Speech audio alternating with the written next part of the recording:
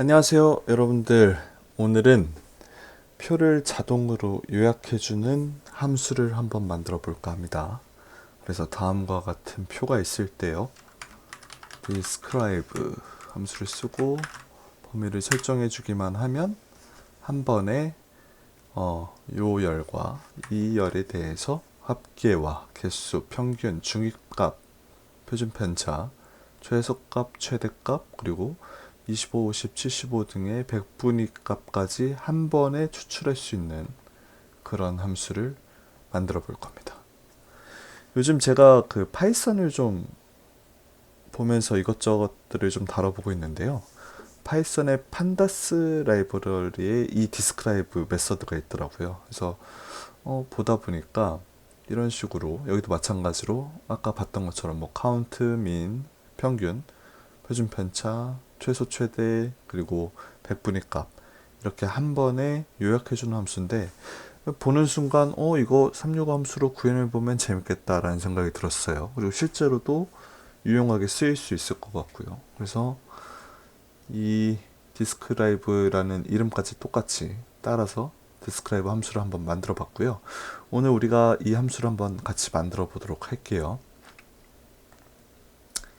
그래서 이 함수는 숫자 값만 일단 계산하는 형태예요. 보시다시피.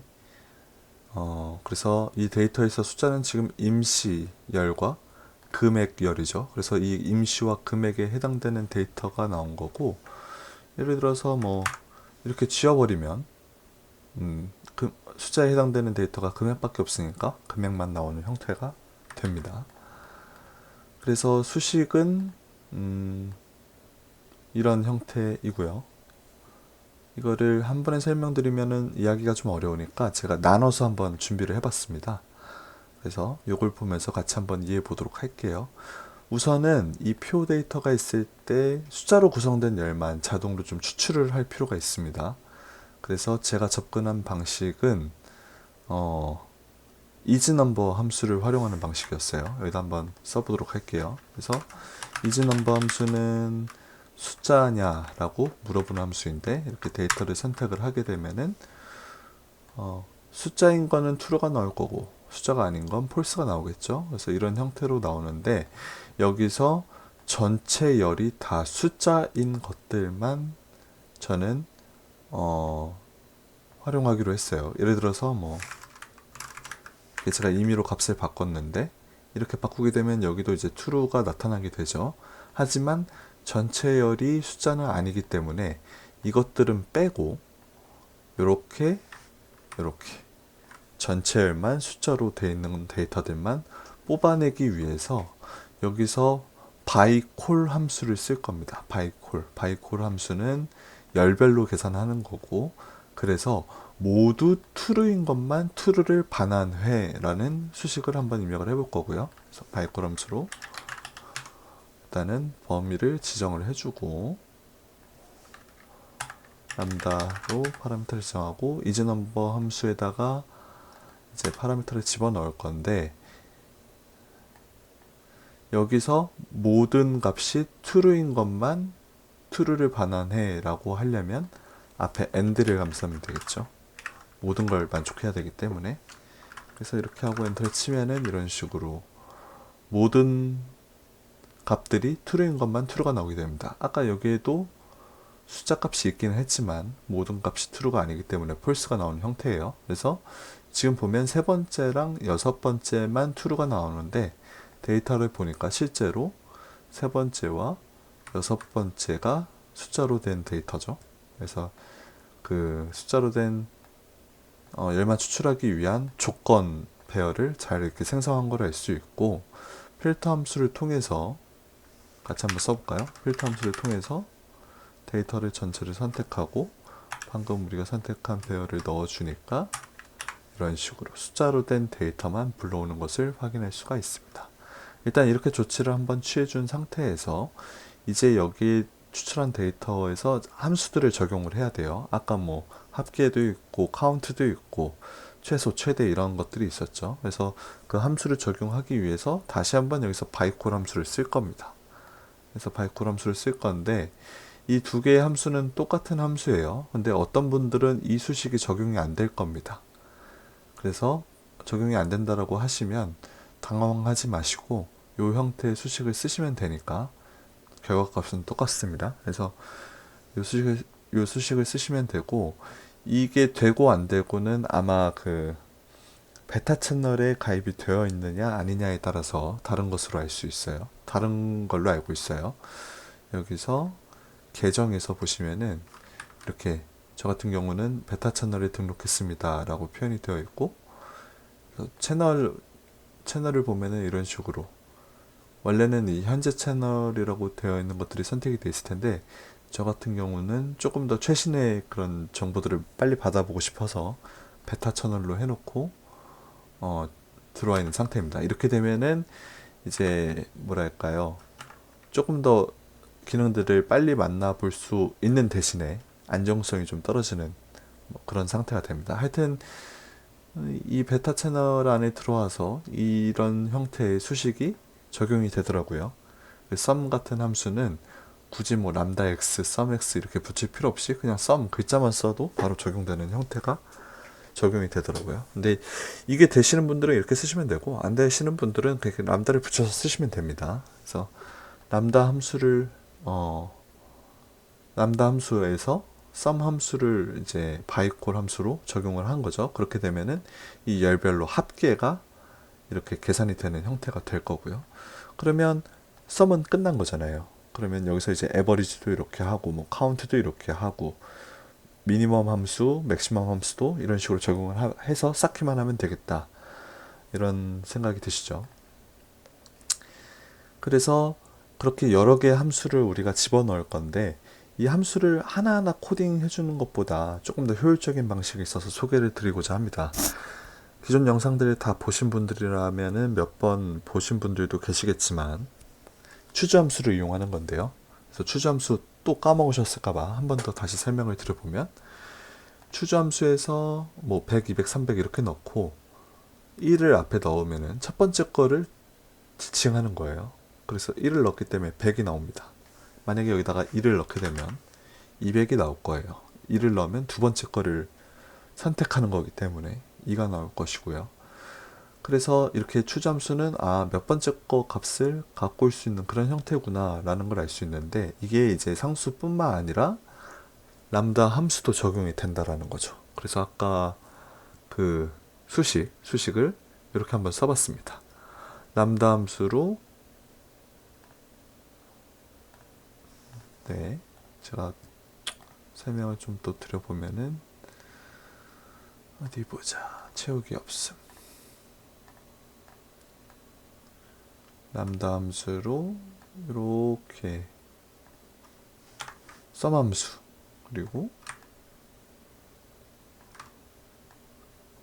에버리지 함수, 그리고 이렇게 민 함수, 그리고 맥스 함수, 이렇게 4개의 함수를 나열을 한 거예요. 그리고 1을 썼는데 오류가 나죠. 왜 오류가 나느냐? sum 함수를 지칭하기는 했는데 뭘 sum할지에 대해서 정의를 안 해줬잖아요. 그쵸? 하여튼 일단 이 상태로 두겠습니다. 그래서 이렇게 람다로 쭉 나열해서 쓰시면 되고, 만약에 나는 베타 채널에 가입을 해서 함수명만 입력을 해도 작동이 되더라 하시는 분들은 이렇게 좀 간소화된 표현으로 구현을 하셔도 될 것 같아요. 그래서 여기 1을 넣으면은 요 함수가 적용이 되고 2를 넣으면 에버리지 함수가 적용되고 이런 형태인데, 이 1이라는 숫자를 다시 람다 함수를 씌워서 선택할 수 있게끔 만들면 더 좋겠죠. 그래서 이 함수를 람다 함수화 한 겁니다. 그래서 이 람다 함수에다가 1을 넣게 되면은 sum 함수를 의미하는 거고, 2를 넣게 되면 에버리지 함수를 지칭하게 되는 거고, 이런 형태가 되는 거겠죠. 그리고 아까 이게 오류가 나는 이유는 뭘 sum 할 건지, 뭘 평균 낼 건지에 대한 값을 넣지 않았기 때문에 오류가 난다라고 했잖아요. 그래서 그 뒤에다가 1이라고 쓴 거 뒤에다가 괄호를 또 열고, 그 다음에 어떤 것을 범위로 지칭할 것인가를 여기다 넣어주면 됩니다. 그래서 넣어주게 되니까 정상적으로 값이 나오는 것을 확인할 수가 있죠. 보시면요. 그쵸? 그래서 1을 넣으면은 sum 함수기 때문에 이 값들을 더한 값이 나오는 거고요. 2를 넣게 되면은 평균이겠죠? 그래서 2를 넣게 되면은 평균이 나오는 거고 3을 넣으면은 미니멈이니까 제일 작은 값인 1이 나오고요. 4를 넣으면 맥시멈이니까 300이 나오겠네요. 이런 형태로 숫자 1, 2, 3, 4로 함수를 선택할 수 있는 형태의 수식을 완성을 합니다. 그쵸? 자, 이제 해야 될 거는요. 지정한 함수 개수만큼, 여기서 지정한 함수 개수라고 함은 지금 우리 예시에서 sum, average, min, max 4개의 함수를 지금 예시로 들었잖아요. 그 개수를 얘기하는 겁니다. 그 개수만큼 반복해서 쌓는 거예요. 그래서 이거는 예시 데이터인데요. 지금 예시 데이터로 제가 넣었는데 이 예시로 제가 이렇게 구현을 한번 해봤습니다. 수식을. 그래서 이 수식을 제가 한번 다시 한번 설명을 먼저 드리고 let 함수를 써가지고 f로 아까 이 람다 수식 있죠. 이 람다 수식을 집어넣은 거예요. 보시면 그래서 let에서 f는 요 람다 함수, 그래서 f 가로 열고 숫자를 쓰면은 그 번호에 해당되는 함수를 불러드릴 수가 있겠죠. 그런 형태로 일단 만들어 두고 그 다음에 reduce 함수와 v스택의 이 자주 쓰이는 그 구문 있잖아요. 그 구문으로 각각의 결과값을 세로로 쌓는 형태가 되는 겁니다. 그래서 다시 한번 제가 한번 해보면요. 일단은 let으로 펑션을 지정할 건데 아까 추잠수로 했었잖아요. 추잠수로 이래가지고 sum, average, min, max 이건데 이제 이거를 람다 함수로 지정해야 되니까 얘가 왜 이렇게 나올까요? 보시기가 어렵죠, 여러분들. 이렇게 해야 되나? 그러네요. 다시 한번 써보도록 하죠. 수저함수로 sum, average, min, max 이렇게 지정을 해주고 f하고 뭐 이렇게 하면은 sum이 될 텐데, 그죠? sum이 되죠? 근데 우리는 얘를 람다 함수로 번호를 지정하게끔 할 거니까 1 대신에 n을 넣어주고, 그죠? 넣어준 상태에서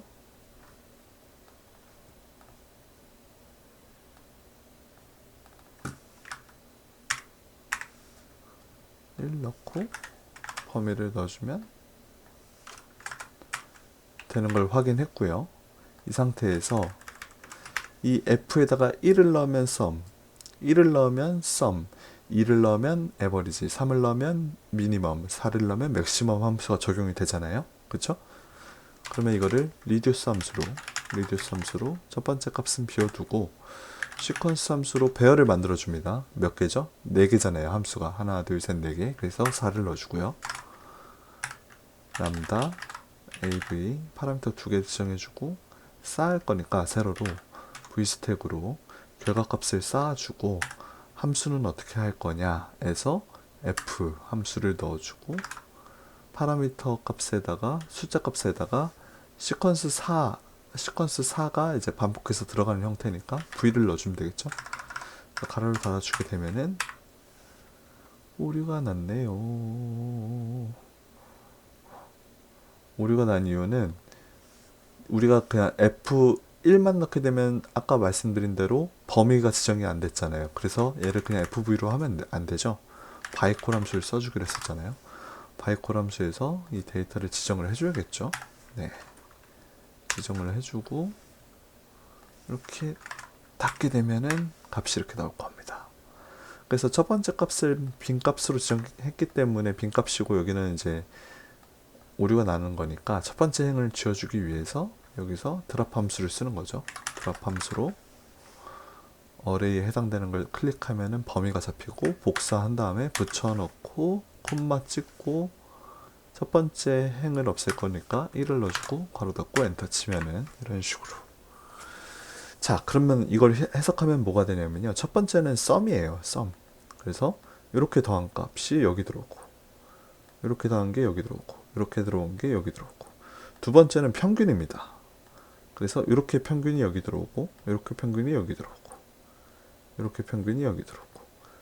세 번째는 미니멈이죠. 미니멈. 그래서 각 열에서 최소값. 맨 첫 번째 행이 되겠네요. 그리고 마찬가지로 맥시멈이니까 맨 마지막 행이 되겠네요. 그죠?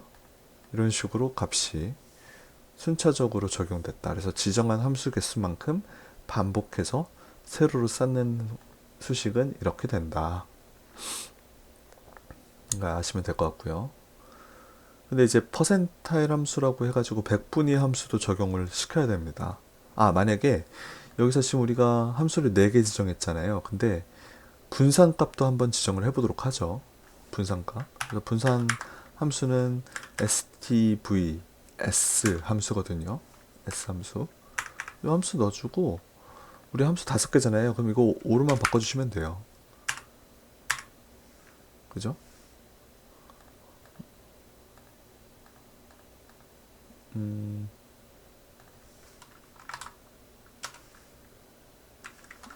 가로가 하나 빠졌네요. 네, 이런 식으로. 그럼 밑에 하나 더 생겼죠? 요거는 STVS 함수, 분산값 구하는 거, 표준 편차 구하는 거, 분산이 아니라 표준 편차 구하는 거. 네, 그 값이 이렇게 나타나는 것을 확인할 수가 있습니다. 그리고 추가적으로 하고 싶은 게 퍼센타일 함수라고 해서 백분위 값을 구하고 싶은 거예요. 그래서 이 함수에 대해서 모르시는 분들이 많을 거니까 설명을 한번 드려보면은, 퍼센타일 함수는 이 범위를 예를 들었을 때 이 범위 데이터에서 0.25를 집어넣게, K값에다 0.25를 집어넣게 되면은 25%에 해당되는 값을 구해주는 거예요. 그래서 여기서는 지금 3.25가 된 거고, 근데 이거를 이 행뿐만 아니라 전체 열에 대해서 구하려면 바이콜 함수를 쓰면 되겠죠. 그래서 바이콜 함수를 써가지고 이 전체 범위를 구한 상태에서 람다 함수를 쓰고 퍼센타일 함수에다가 x를 넣고 0.25를 넣었더니 0.25에 해당되는 거를 전체 열로 구할 수가 있게 되었고요. 근데 중요한 건 K값이 0.25 뿐만 아니라 뭐 0.5나 0.75도 같이 구하고 싶다라고 해서 K값이 이렇게 배열 형태로 있다라고 하면은 마찬가지로 이걸 또 리듀스 함수를 써서 0.25일 때, 0.5일 때, 0.75일 때를 또 쌓아주면 되는 형태가 되는 거예요. 그쵸? 그래서 이렇게 쌓인 데이터를 아까 여기서 구한 데이터에다가 v스택으로 붙여주면 되겠죠. 그렇게 되면은 퍼센타일 함수도 적용시킬 수 있다.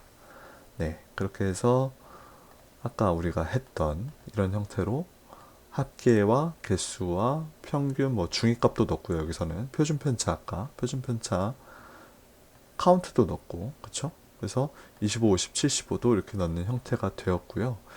여기서 아까 파라미터가 K라는 파라미터가 이렇게 있었어요. 이렇게 생략 가능한 파라미터로. 만약에 생략하게 되면은 기본적으로 이 K 값을 0.25, 0.5, 0.75로 지정을 하게끔 했고요. 이 값을 변경하고 싶다라고 하면은 배열로 넣어주면 됩니다. 값을. 그래서 0.1, 0.2, 0.3, 0.4라고 이제 예를 들면요. 이런 식으로 10%, 20%, 30%, 40%가 계산되는 것을 확인할 수가 있습니다. 여기 이렇게 배열로 이런 식으로 값을 넣어주게 되면은 작동이 되고요. 그래서 뭐 요거는 타이타닉이라는 데이터예요. 타이타닉 데이터가 뭐냐면 보통 이렇게 구성되어 있는 데이터 셋 같은 것들이 인터넷에 배포가 되어 있는데, 실제로 그 우리가 아는 타이타닉 코에 탔던 그 승객들 명단입니다. 네, 좀 굉장히 슬픈 데이터인데, 그래서 돌아가신 분들도 많고, 여기 서바이브 데이터가 있죠. 그래서 생존자들과 0은 이제 돌아가신 분들이겠네요. 이런 데이터들이 있는데, 여기서도 보면은 이렇게 숫자로 된 데이터들이 있어요. 아이고, 2살짜리 아기도 사망했네요. 속상해라. 그래서 이런 것도 마찬가지로 디스크라이브 함수를 써서 이렇게 선택만 해주게 되면은 간단하게 그 숫자로 된 데이터들을 쉽게 요약해주는 형태로 볼 수가 있다. 그래서 이 분석된 데이터에 대해서도 얘기를 좀 해보자면, 평균값은 어떤 데이터의 평균이니까 또 우리가 많이 쓰이는 그런 지표기는 하지만, 이 평균이 항상 정확한 의도한 바를 나타내지는 못할 때가 많아요. 예를 들어서 분산이 크다라고 하는 것은, 예를 들어서 뭐 평균은 50인데 0점짜리와 100점짜리가 있다. 50점이긴 하죠, 평균이. 근데 그 빵점 맞은 거, 하여튼 뭐라고 표현해야 될까요? 이 격차가 크잖아요. 그죠? 근데 예를 들어서 50점, 50점 두 개를 맞아도 평균은 50점일 거란 말이에요. 그래서 그런 것들을 좀 따질 때 분산이나 뭐 편차나 이런 것들을 좀 확인하기도 하기 때문에, 우리는 이런 편차 데이터들도 가끔 확인을 하고, 중위값은 여러 데이터가 있을 때 가운데 위치해 있는 값이거든요. 그래서 평균하고는 개념이 좀 달라요. 평균은 이렇게 나누는 형태고, 중위값은 그냥 가장 가운데 있는 데이터를 값으로 갖고 오는 거기 때문에, 그래서 중간에 있는 값이 뭔지, 이상값 같은 것들을 좀 제외할 때 좋은 그런 데이터거든요. 이렇게 뭐 확인하기도 하고, 뭐 최소값이 몇인지, 최대값이 몇인지, 개수가 몇 개인지, 그리고 100분위로 이렇게 퍼센테이지로 그 구간마다의 값을 확인하는 방식도 자주 쓰이는 방식이기 때문에, 이 디스크라이브 함수를 한번 구현해두고 활용하신다면은 요긴하게 데이터를 요약하고 이렇게 판단할 때 잘 쓰실 수 있을 것 같아요. 그런 거고, 또 비슷한 데이터셋으로 아이리스 데이터셋이라는 게 있는데, 이거는 아이리스가 꽃이거든요. 꽃. 그래서 뭐 정확하게 제가 기억 안 나는데, 꽃의 무슨 뭐 줄기 길이, 뭐 잎 길이, 뭐 이런 것들을 이렇게 데이터화한 걸로 알고 있어요. 네, 자세한 거 잘 모르겠습니다. 하여튼 그 값들에 대한 이런 데이터 결과값도 있는데, 이런 것들도 마찬가지로 디스크라이브 함수를 활용하면 손쉽게 요약할 수 있다라는 장점이 있는 거겠죠. 그래서 여러분들이 이 함수를 한번 스스로 구축을 해보셔가지고, 함수는 여기 제가 작성을 해뒀으니까요. 이걸 참고로 하셔가지고 여러분들이 원하시는 방식대로, 뭐 혹시나 또 다른 하고 싶은 그런 함수들이 있다면 추가를 직접 하셔서 사용하셔도 될 것 같고요. 이런 식으로 활용을 하시면 좋겠다. 네. 그래서 오늘은 이 디스크라이브 함수를 만드는 방법에 대해서 좀 알아봤고요. 네. 오늘 영상이 유익하셨다면 구독과 좋아요와 알람 설정을 꼭 좀 부탁드리고요. 제 영상을 시청하시는 분들 중에서 구독하신 분들의 비율이 10%밖에 안 되더라고요. 그래서 나머지 90%의 시청자분들도 구독해 주시고 많이 응원해 주시면 감사하겠습니다. 그래서 다음부터는 또 제가 또 더 좀 쉬운 방식으로 유익한 정보를 알려드리도록 노력하도록 할 테니, 말이 왜 이렇게 꼬이죠? 끝날 때 되니까 설명할 때는 잘하다가, 네, 괜히 제 걸 또 홍보하려니까 말이 꼬이네요. 하여튼 열심히 하겠습니다. 도와주십시오. 다음에 또 재밌는 영상 가지고 오도록 하겠습니다. 오늘도 고생하셨습니다. 감사합니다.